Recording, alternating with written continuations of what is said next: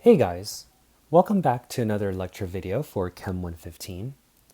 In the previous lecture video, we learned how to calculate the average rate of reaction and related that to the rate of consumption or rate of production for a different chemical species by utilizing the relative rates formula. In this lecture video, we will learn about rate laws and the information it can tell us. Before we start, I do want to disclose to my audience that the topic of rate laws has no relation to the techniques we used for relative rates.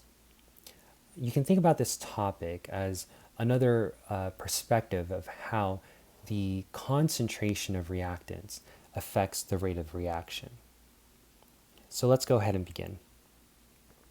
So rate laws are simply a mathematical expression or mathematical equation that shows the dependency of the rate of reaction based on concentration. And so one can imagine that if you increase the concentration of reactants, the rate of reaction will also increase. And if the concentration of reactants decrease, the rate of reaction will also decrease. And so the rate laws is a mathematical equation that helps us quantify the rate of the reaction based on the concentration of the reactants. And so for a given chemical equation or chemical reaction, A plus B to produce C plus D, we can write a general rate law that looks something like this. Okay? So what I'm circling is the general form of the rate law, where the rate of the chemical reaction, so maybe I'll write this down. Let me zoom in here. So this is going to represent the rate of a chemical reaction.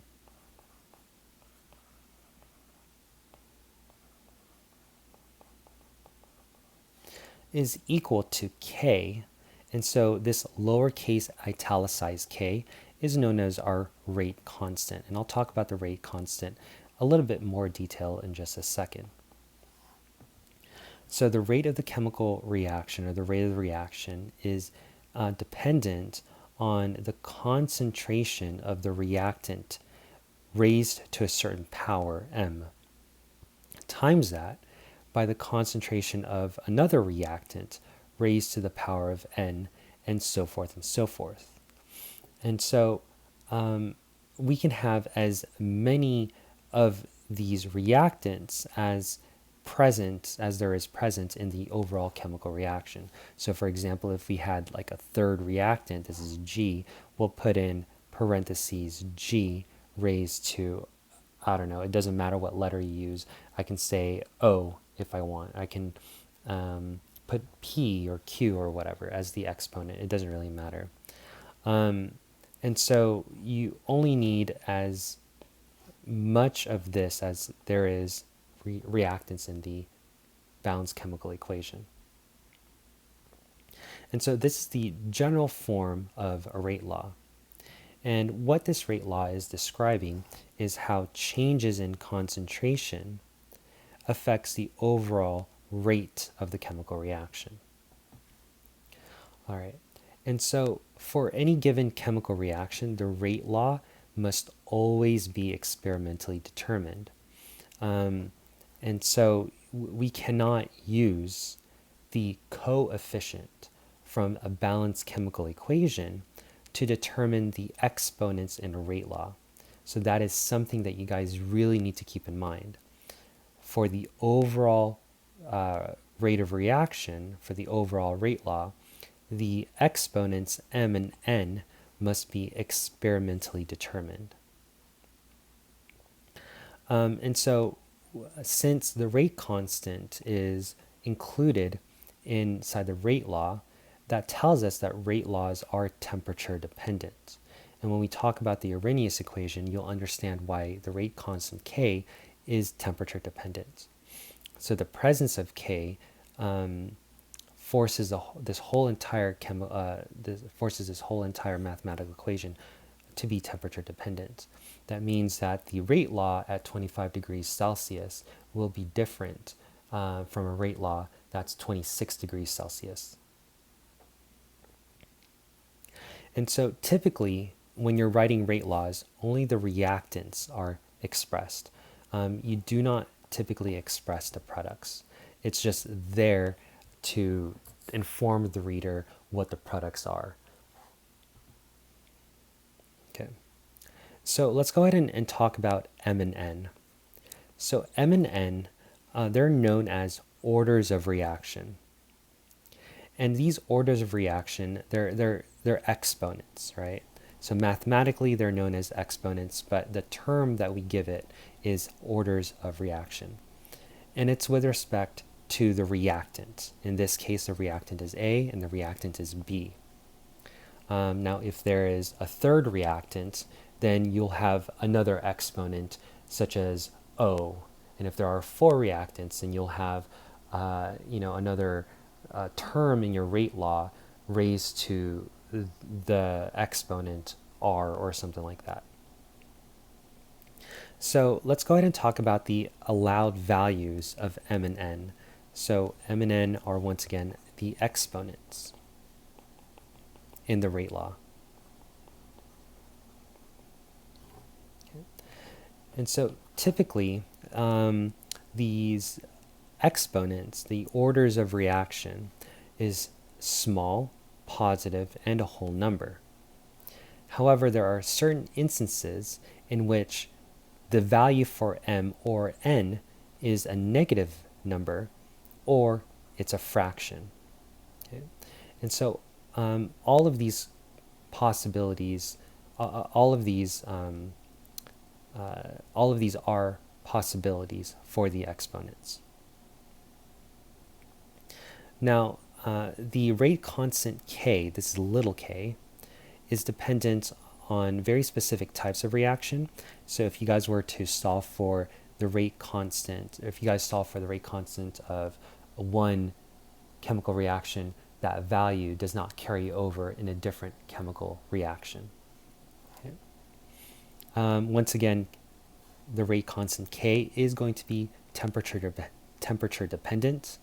And so if you were to perform an experiment at 25 degrees Celsius and you figured out the rate law at 25 degrees Celsius, you will have to redo that experiment at 26 degrees Celsius because the rate constant K is temperature dependent.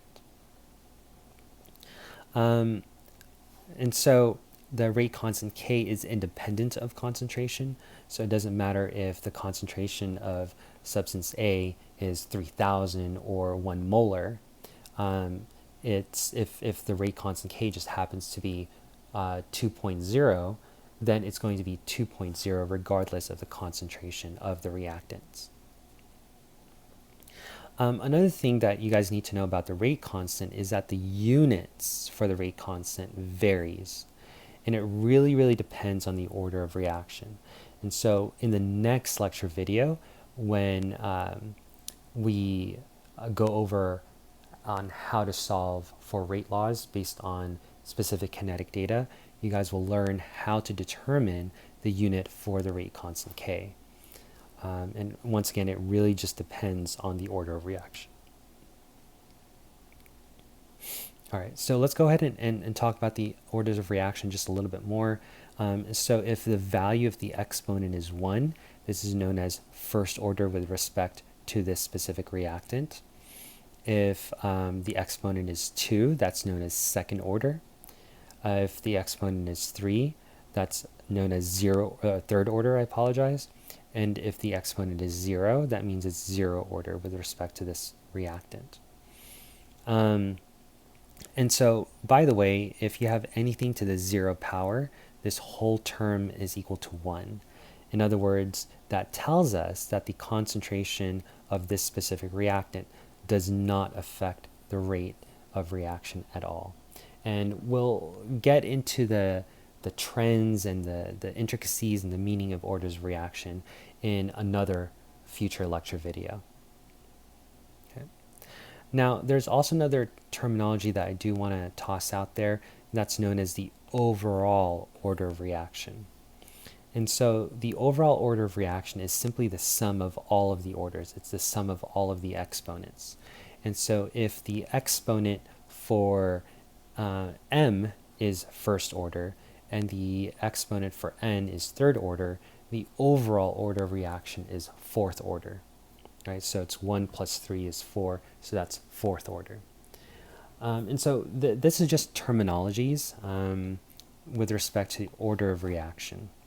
And please remember that the value for m and n can be small, positive, whole number, negative number, or fractions.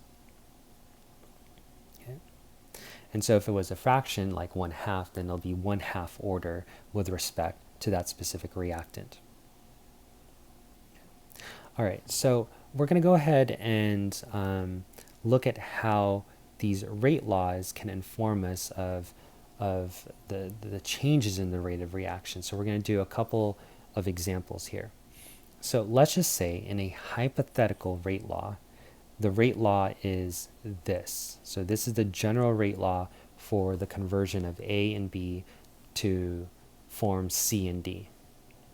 Okay. So I'll go ahead and write that down here. So A plus B produces C plus D. And so it turns out that based on this hypothetical rate law, reactant A is undergoing second order kinetics, while reactant B is undergoing first order kinetics. And so notice that if there is no exponent written on a specific reactant, we're going to assume that there's an invisible 1. So this is first order. Now, if we apply our terminology, the overall order of reaction is third order. It's simply 2 plus 1, which is 3. So the overall order of reaction is 3. According to this example, the rate constant K just happens to be 1.0 per molar second per, per molar to the second power times that by per second. Okay, that's s to the negative 1. So another way for you guys to write this is 1 over m squared times s to the first, or just s. Okay.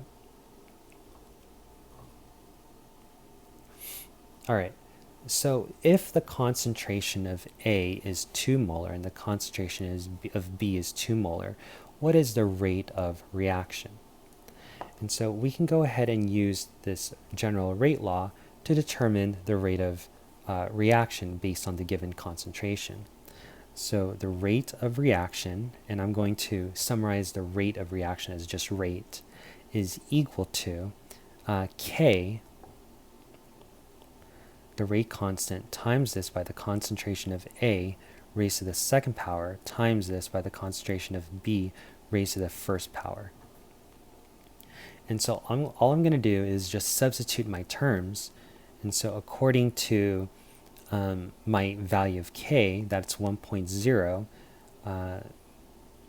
1 over m squared times s to the first, okay, times this by the concentration of A, which happens to be 2 molar, so it's going to be 2.0 molar squared, times this by 2.0 molar raised to the first. And so if I were to multiply everything out, 2 squared is 4, 4 times 2 is 8. And so 8 times 1.0 is 8. So the rate is going to equal to 8.0. Now in terms of the units, let's go ahead and just expand on the units real quick. Let's just focus on the units real quick. So remember that we have rate is equal to 1 over m squared times this by s to the first times this. Now remember that this bracket represents molarity or concentration. So really this is m squared times this by m to the first. Okay, so once again, this is another bracket, so that's another substitution for the unit of molarity. And so this will cancel out, leaving us with the unit of m first to the s first, or just m over s, which is the unit of rate, right? So this is something that we covered in a couple lecture videos. So remember the unit for rate or rate of reaction is molarity per second. Okay. And so the unit is going to be molarity per second. Cool. And so, great. We are able to use the rate law to determine the rate of reaction. And it just happens to be 8.0 molarity per second. Now, what makes the rate law really, really powerful is that once you have it, you can plug in any concentration in the rate law and see how the rate of reaction changes. So, for example, if the concentration of A is doubled, what happens to the rate of the reaction? So let's go ahead and do that. Now, if we're doubling the concentration of A, it's no longer 2, it's going to be 4. So the rate of the reaction is equal to K, or 1.0, 1 over m squared times S, times this by 4.0 squared times this by 2.0 raised to the first. So this question doesn't tell us if the concentration of B changed. So since there's no indication that concentration of B changed, we're going to go ahead and keep the 2.0 from the first problem. And so if we perform the math, 4 times 4 is going to be 16. And so 16 times 2 is 32. 32 times 1 is still 32. So here, the rate of the reaction is going to be 32 molarity per second. And so if you look at the original rate, right, so if we did not double the concentration of A, the rate is 8.0. However, the moment we double the concentration of A, look at the rate. So the rate increased by a factor of 4, right? So 4 times 8 is 32. Okay. And so that's crazy. Just doubling the concentration of A increases the rate of reaction by a factor of 4. Okay. All right, so let's go ahead and take a look at the next question. So here, if the concentration of B is doubled, what is the rate of reaction? So this is describing that if we leave A alone, so it's going to be 2 molar, but if we double B, what will happen? Okay. So then, therefore, the rate is equal to 1.0, which is the rate constant K, times this by 1 over m squared times S, times this by the concentration of A, which is 2.0 squared, times this by, so we're going to double the concentration of B, and so that's going to be 4, okay, 0.0 raised to the first. And so 2 times 2, or 2 squared, is 4. So 4 times 4 is 16. 16 times 1 is going to be 16. And so here, the rate is equal to 16 molarity per second. Okay. And so it turns out that if we only double the concentration of B, which is undergoing first order, the rate of the reaction doubles as well. So here we go from 8 to 16. However, if we double the concentration for A, which is undergoing second order, the rate of reaction increases by a factor of 4. And so we'll look at these trends much, much more deeply in a future lecture video.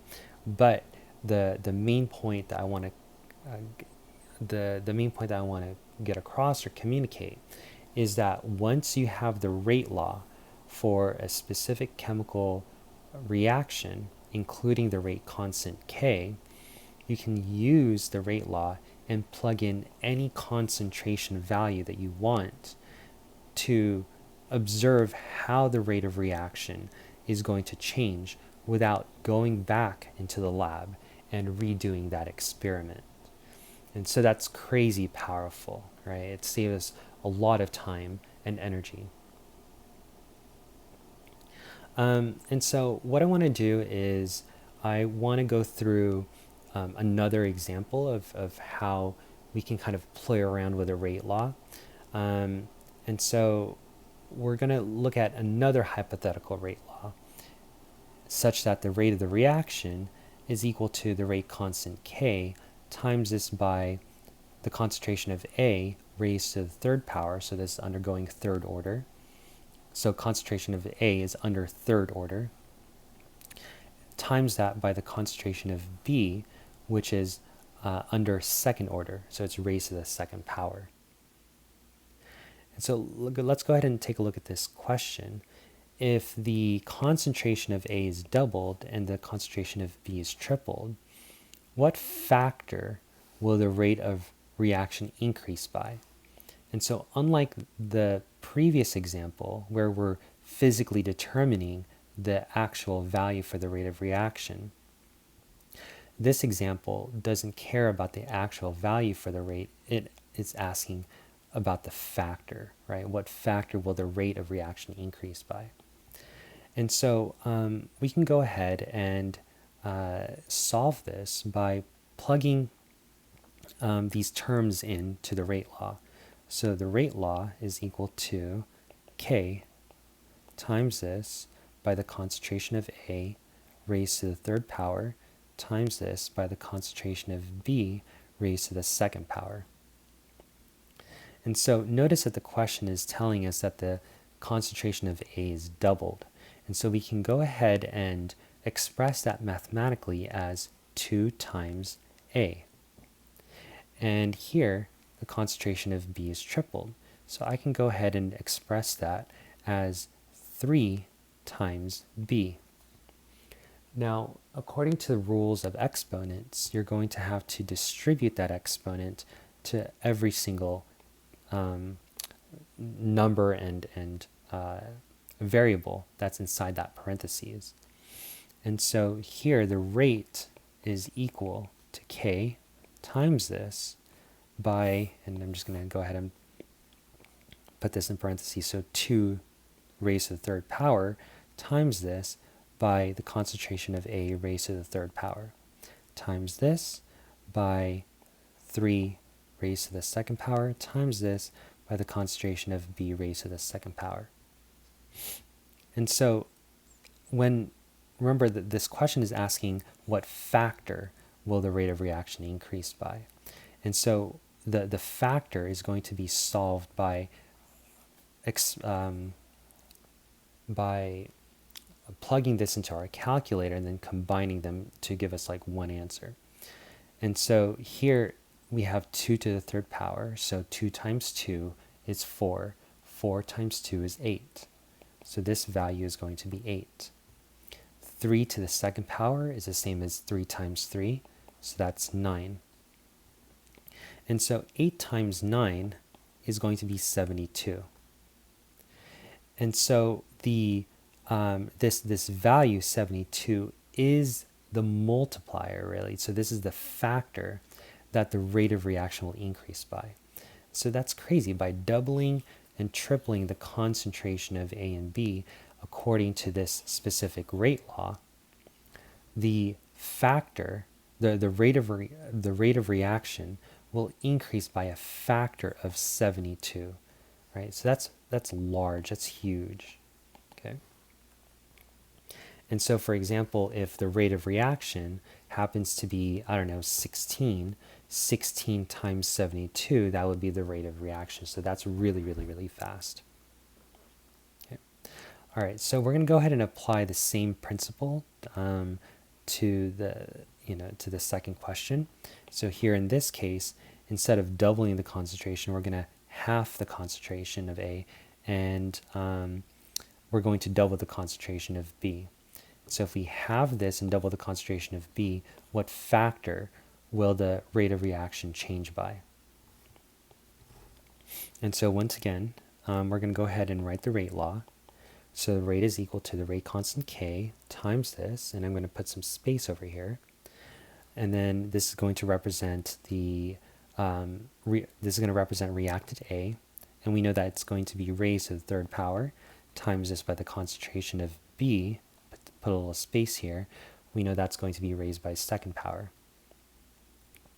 And so if the concentration of A is halved, so here we have 1/2 times this by the concentration of A, and the concentration of B is doubled, so 2 times the concentration of B, what factor will the rate of reaction change by?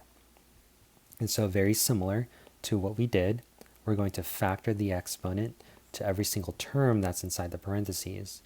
And so here we have 1/2 raised to the third power times this by the concentration of A raised to the third power times this by 2 squared times this by the concentration of B raised to the second power. That's going to equal to the rate. And so here in this case, since we have a fraction, we're going to distribute that in the numerator and the denominator. So 1 to the third, in other words, 1 times 1 times 1 is just 1. And then 2 times 2 times 2, that's going to be 8. So 2 times 2 is 4, 4 times 2 is 8. Okay, so here we have 1/8, and we know that 2 squared is 4.